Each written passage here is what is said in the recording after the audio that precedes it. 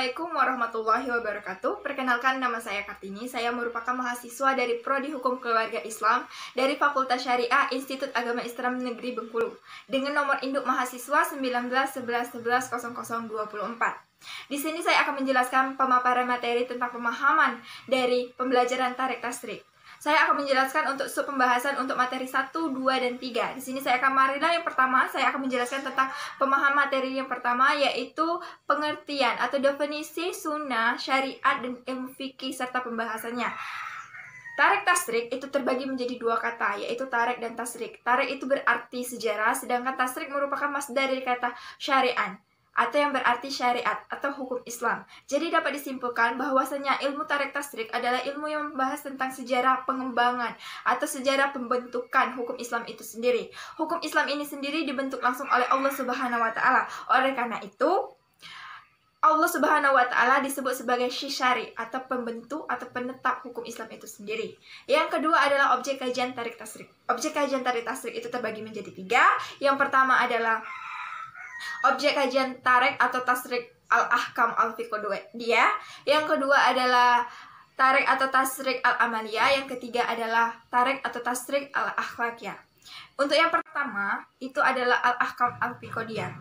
Objek pembahasan ini berisikan tentang kaidah atau ilmu tauhid, kaidah tentang ilmu tauhid yang membahas tentang bagaimana cara kita memahami tentang Tuhan. Dikatakan tarik atau tasrik dikarenakan di dalamnya terdapat hukum-hukum tentang bagaimana cara kita memandu kita untuk memahami tentang akidah tauhid itu sendiri. Untuk yang kedua yaitu tarik atau tasrik al-amaliyah. Tarik atau tasrik al-amaliyah ini berisikan tentang hukum-hukum tentang keluarga yang berisikan tentang perceraian, pernikahan, talak. Tidak hanya itu, di dalam objek kajian ini juga terdapat beberapa pembahasan tentang kaidah beribadah seperti zakat, puasa, sholat, dan haji. Untuk yang terakhir adalah tarik atau tasrik al-akhlaqiyah. Objek kajian tarik atau tasrik al-akhlaqiyah ini berisikan tentang bagaimana pengkajian tentang pola tingkah laku manusia atau perilaku hidup manusia itu sendiri. Yang ketiga, saya akan membahas tentang perbedaan antara hukum samawi dan hukum konvensional. Hukum samawi, kata samawi itu sendiri berarti langit. Jadi dapat disimpulkan bahwasannya hukum samawi adalah hukum yang berasal dari langit atau sesuatu hal yang Allah turunkan secara langsung melalui malaikat Jibril untuk disampaikan kepada Nabi Muhammad agar Nabi Muhammad dapat menyampaikannya kepada umat manusia untuk dijadikan pedoman hidup selamat dunia dan akhirat. Hukum samawi ini tidak dapat dirubah karena hukum ini dibuat langsung oleh Allah Subhanahu wa taala. Untuk yang kedua yaitu hukum konvensional. Hukum konvensional ini merupakan pola pikir gabungan dari pemikiran manusia. Jadi di dalam hukum konvensional ini rentan terjadinya perubahan, pembentukan perundang-undangan yang baru. Oleh karena itu, hukum ini dapat berubah-ubah sedemikian rupa sesuai dengan zaman dan berdasarkan pola pikir masyarakat itu sendiri. Hukum konvensional ini sendiri dibentuk oleh lembaga-lembaga yang berwenang, seperti halnya lembaga legislatif, yudikatif, dan unikatif, yang di bawah naungan pemerintahan itu sendiri. Untuk sub pembahasan yang keempat, yaitu prinsip-prinsip dasar pengembangan perundang-undangan Islam. Prinsip perundang-undangan Islam itu sendiri tidak lepas dari Allah Subhanahu wa taala itu sendiri. Allah Subhanahu wa taala menurunkan manusia itu dalam keadaan fitri. Maka dari itu prinsip dari perundang-undangan Islam ini sendiri untuk mengembalikan atau membuat manusia itu kembali fitri ketika kembali kepada Allah Subhanahu wa taala. Adapun yang pembahasan yang terakhir adalah periode-periode pengembangan hukum Islam itu sendiri yang terbagi menjadi 5 periode. Untuk periode yang pertama yaitu periode pada masa Nabi Muhammad SAW dan masa Khulafaur Rasyidin. Untuk periode yang kedua yaitu periode tentang penetapan kaidah-kaidah fikih. Yang ketiga adalah masa periode tentang penulisan hadis dan ilmu fikih itu sendiri, serta terbentuknya mazhab-mazhab.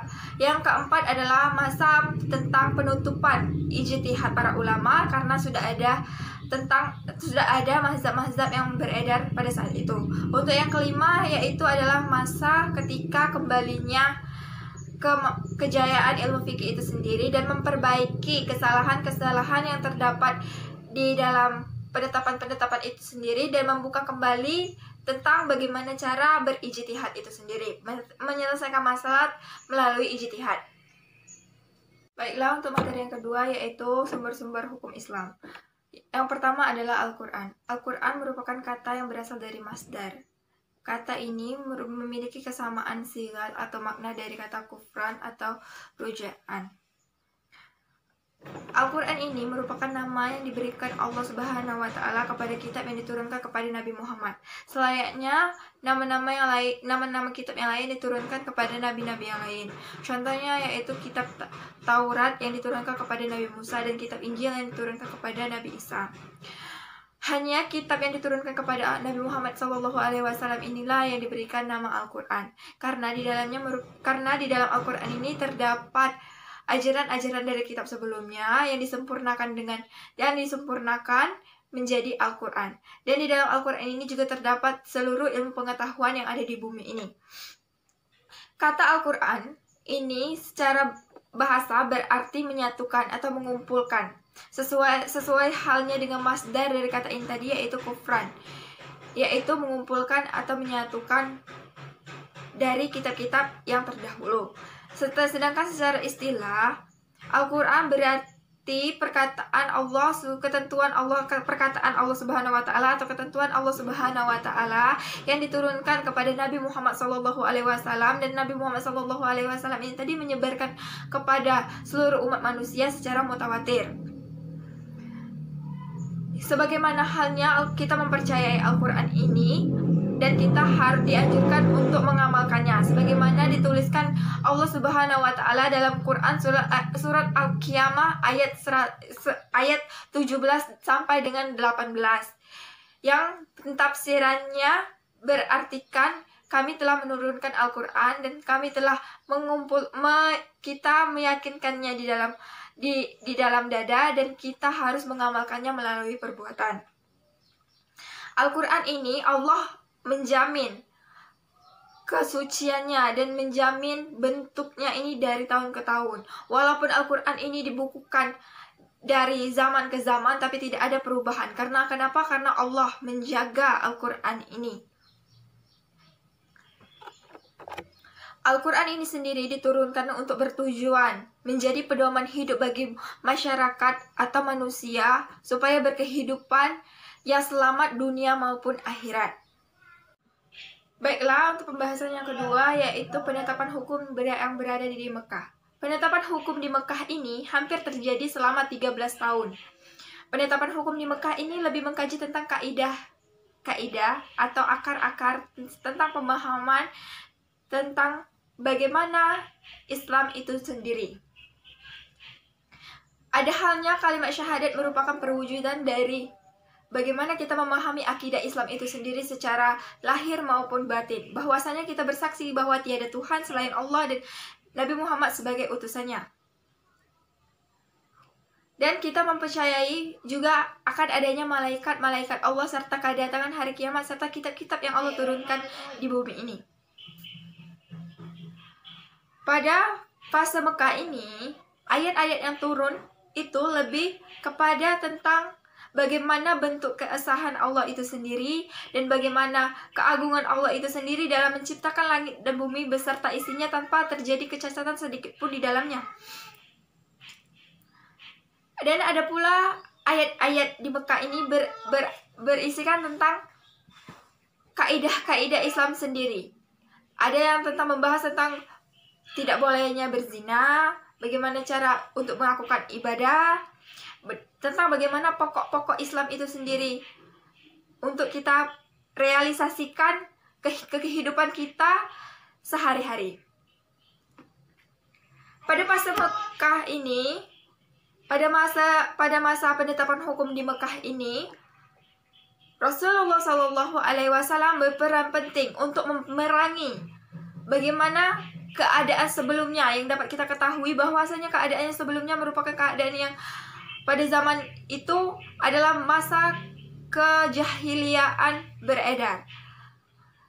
Setelah datangnya wahyu Allah ini sendiri, bahwasanya tiada Tuhan selain Allah dan Nabi sebagai utusannya, Nabi Muhammad itu berperan penting untuk menghilangkan kepercayaan nenek moyang yang ada di lingkungan masyarakat Arab pada saat itu. Dalam membahas akidah itu sendiri, Islam lebih bersandar kepada kelogisan akal, bagaimana kita mengkaji tentang akal, bahwasanya Allah itu menciptakan bumi beserta isinya itu sesuai dengan prosedur-prosedur yang wallahu alam bisawab, hanya beliaulah yang tahu, bahwa kesannya keagungannya itu amat sangat besar. Imam Syafi'i pada fase penurunan ayat di Mekah ini, ayat yang turun itu merupakan prinsip-prinsip umum tentang kepercayaan adanya Tuhan, melarang kita untuk berbuat bid'ah, kejahatan yang melenceng, yang amat sangat melenceng dari Islam. Contohnya kekafiran, kekufuran, dan kesalahan-kesalahan yang amat sangat fatal bagi Islam. Contohnya berzina. Di dalam ayat-ayat yang turun di Mekah ini juga pula dibahas tentang bagaimana cara kita untuk beribadah, yaitu puasa, sholat, dan zakat. Untuk pembahasan yang ketiga yaitu fase turunnya Al-Quran di Madinah atau penetapan hukum di Madinah. Penetapan hukum di Madinah ini dimulai ketika Nabi SAW hijrah ke Madinah. Ayat-ayat yang turun di Madinah ini sendiri merupakan sambungan dari ayat yang turun di Mekah itu sendiri. Ayat yang turun di Madinah ini merupakan bentuk perwujudan atau bentuk pengaplikasian dari apa yang diturunkan di Mekah itu tadi. Jika kita tadi membahas di Mekah tadi itu adalah tentang bagaimana cara kita meyakini bahwasanya tidak ada Tuhan selain Allah, maka ayat-ayat yang turun di Mekah ini tadi berisikan tentang bagaimana cara kita mengamalkan bahwasanya kita tidak meyakini selain hal kecuali Allah Subhanahu wa taala itu sendiri. Ayat-ayat yang turun di Mekah ini sendiri lebih menjurus kepada peribadahan seperti haji, umroh, dan ibadah-ibadah lainnya. Ayat-ayat yang turun di Madinah ini sendiri atau fase-fase hukum di Madinah ini sendiri sangat berkaitan tentang hijrahnya Nabi Muhammad SAW dari Mekah ke Madinah. Ayat-ayat ini sendiri turun lebih mengutamakan tentang bagaimana cara kita untuk bermusyawarah kepada masyarakat sekitar yang ada di lingkungan kita dan yang ada di sekeliling kita. Penetapan hukum di Mekah ini lebih bertujuan kepada penyatuan antara masyarakat yang memiliki perpecahan belah, seperti kaum Ansor dan Muhajirin. Nabi Muhammad ingin membangun masyarakat yang cinta damai dan tidak ada perselisihan, yang meyakini bahwasanya tiada Tuhan selain Allah. Seperti yang kita ketahui bahwasanya kaum Muhajirin yaitu adalah kaum yang hijrah tapi dia masih memeluk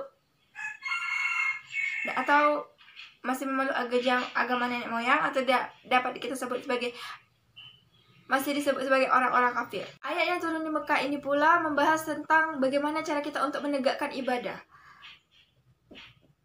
Di sini ayat-ayat yang turun di Madinah ini adalah ayat-ayat yang tentang mengatur bagaimana pola kita untuk melakukan tingkah laku bersosialisasi dengan baik dan benar.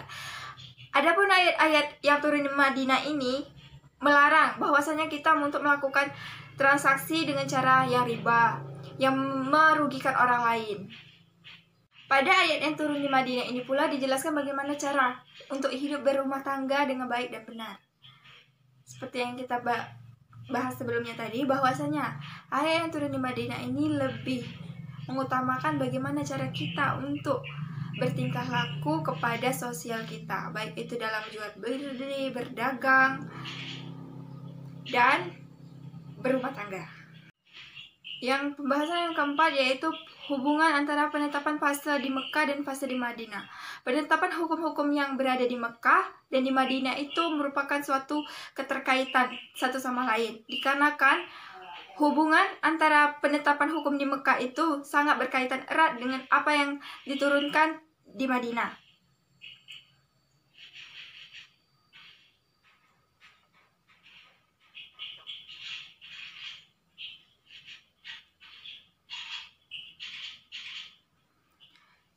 Imam Asy-Syatibi berkata bahwasannya surat-surat yang turun di Mekah itu sejalur dengan surat-surat yang turun di Madinah. Begitu pula sebaliknya, surat-surat yang diturunkan di Madinah itu sejalur dengan apa yang diturunkan di Mekah. Kedua hukum yang terdapat di Mekah dan Madinah ini saling berikatan dan saling melengkapi satu sama lain. Jikalau hukum di Mekah itu tadi membahas tentang bagaimana cara kita memahami tentang akidah tauhid, maka hukum di Madinah ini lebih membahas tentang bagaimana cara kita untuk merealisasikan akidah tauhid itu tadi dalam bentuk suatu peribadatan kepada Tuhan yang Maha Esa.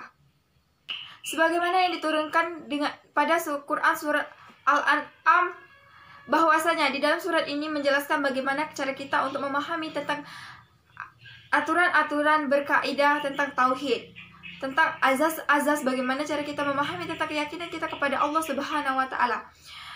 Dan di dalam ayat ini pula dibahas tentang bagaimana cara kita untuk beribadah kepada Allah Subhanahu wa taala itu tadi dengan cara berbuat baik kepada sesama manusia. Bagaimana cara kita untuk bertingkah laku dalam berumah tangga. Adapun surat Makkiyah dan Madaniyah ini sendiri dibedakan menjadi 3 tolak ukur. Yang pertama itu dalam segi waktu, yang kedua dari segi tempat penurunan, dan yang ketiga yaitu dari segi pembahasan. Yang pertama itu dalam segi waktu. Waktu penurunan surah Al-Makkiyah ini terjadi ketika Nabi sebelum beliau hijrah ke Madinah. Walaupun ayat itu turun di tempat lain, jika Nabi belum hijrah ke Madinah, maka surat itu masih digolongkan dengan surat Makkiyah. Sedangkan surat Madinah adalah surat yang diturunkan setelah Nabi hijrah ke Madinah. Walaupun tempatnya berbeda, tidak di Madinah, tetapi jika ayat itu turun ketika Nabi sudah hijrah ke Madinah, maka ayat itu masih digolongkan sebagai surat Madinah. Yang kedua itu adalah tentang bagaimana tempat turunnya. Jika tempat turunnya surat Makkiyah itu adalah Mekah itu sendiri dan surat Madinah itu diturunkan di Madinah. Dari objek pembahasan atau objek yang dibicarakan di dalam ayat-ayat yang di Mekah. Objek pembicaraan dalam ayat-ayat di Mekah itu sendiri membahas tentang bagaimana pola pikir atau pola tingkah laku masyarakat Mekah itu sendiri. Sedangkan surat Madinah itu membahas tentang bagaimana pola tingkah laku masyarakat yang ada di Madinah itu sendiri. Adapun ciri-ciri surat Makkiyah itu sendiri, yang pertama adalah ayat yang diturunkan di Mekah itu lebih membahas tentang ilmu ketauhidan atau kepercayaan kepada Allah Subhanahu wa taala sebagai Tuhan yang Maha Esa. Yang kedua, yaitu ayat-ayatnya yang turun di Mekah itu lebih singkat, padat dan jelas dan memiliki ketegasan di dalamnya. Yang ketiga, ayat ini berisikan tentang beribadat, membahas tentang kaidah-kaidah beribadah untuk membuktikan bahwasannya kita telah meyakini Allah Subhanahu wa taala itu dan kita melakukannya melalui perbuatan-perbuatan yang mengamalkan keyakinan kita itu sendiri tadi. Selain itu, ayat-ayat yang turun di Mekah ini pun berisi tentang kisah-kisah para nabi sebelumnya dan berisi tentang syariat-syariat atau norma-norma yang berlaku atau norma-norma yang harus kita lakukan dalam kehidupan sehari-hari. Ayat-ayat yang turun di Mekah ini lebih tegas dan memiliki makna yang kuat, sehingga ayat ini merupakan pukulan-pukulan atas apa yang kita lakukan terdahulu yang melanggar tentang syariat-syariat agama Islam itu sendiri. Adapun ciri-ciri surat Madaniyah, yaitu yang pertama adalah berisikan tentang peribadatan. Bagaimana cara kita untuk beribadah kepada Allah Subhanahu wa Ta'ala dan menegakkan tiang agama Islam itu sendiri. Setelah itu berisi pula tentang wasiat, bagaimana tata cara kita untuk berkeluarga. Yang kedua, ciri-ciri surah Al-Madaniyah ini sendiri adalah berisi tentang anjuran kepada seluruh manusia untuk memeluk agama Islam. Pada surat Al-Madaniyah ini sendiri terdapat wakaf-wakaf yang panjang. Hal ini bertujuan untuk membuktikan apapun pencapaian yang harus kita capai untuk menegakkan syariat agama Islam. Di dalam surah Al-Madaniyah ini sendiri terdapat bagaimana cara untuk membongkar kaidah-kaidah atau cara-cara orang munafik yang berkeliaran yang ada di lingkungan sekitar kita pada zaman itu dan pada saat ini juga. Untuk materi yang ketiga, yaitu materi tentang gaya bahasa Al-Quran dalam menetapkan hukum dalam melakukan sesuatu hal. Dapat kita ketahui bahwasanya hukum taklifi itu terbagi menjadi 5, yaitu haram, halal, mubah, sunnah, dan makruh. Mubah, hukum taklifi ini terbagi menjadi 3 jenis, yaitu suatu keharusan yang harus dikerjakan, yang kedua adalah suatu keharusan yang harus ditinggalkan, dan yang ketiga adalah suatu pilihan di antara keduanya. Hukum taklifi untuk kita melakukan sesuatu hal itu terbagi menjadi 2, yaitu sunnah dan wajib. Perbedaan antara sunnah dan wajib itu adalah jika sunnah itu memiliki keharusan. Jika kita mengerjakan hal tersebut maka akan mendapat pahala.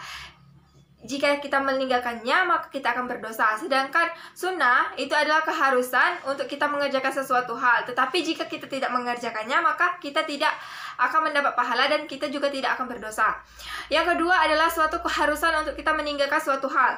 Hal ini terbagi menjadi 2, yaitu haram dan makruh. Perbedaan antara haram dan makruh ini sendiri terdapat pada tingkat kepatuhan dari hukum itu sendiri. Jika itu haram maka kita harus meninggalkannya. Karena kenapa? Jika dilakukan itu akan mendapatkan dosa. Sedangkan makruh itu merupakan suatu hal yang dibenci oleh Allah Subhanahu wa Ta'ala. Itu hukumnya makruh. Adapun pilihan antara keduanya itu disebut dengan mubah. Kita harus memilih di antara keduanya. Hukum ini disebut dengan mubah. Yang kedua adalah metode Al-Quran dalam meminta untuk mengerjakan suatu hal. Biasanya ayat Al-Quran yang memerintah suatu hal ini berisikan tentang keharusan kita untuk mengerjakan sesuatu hal itu. Yang kedua adalah Al-Quran menggambarkan bagaimana amalan tersebut jikalau kita mengerjakan hal tersebut. Yang ketiga adalah kebencian Allah terhadap hal yang beliau larang.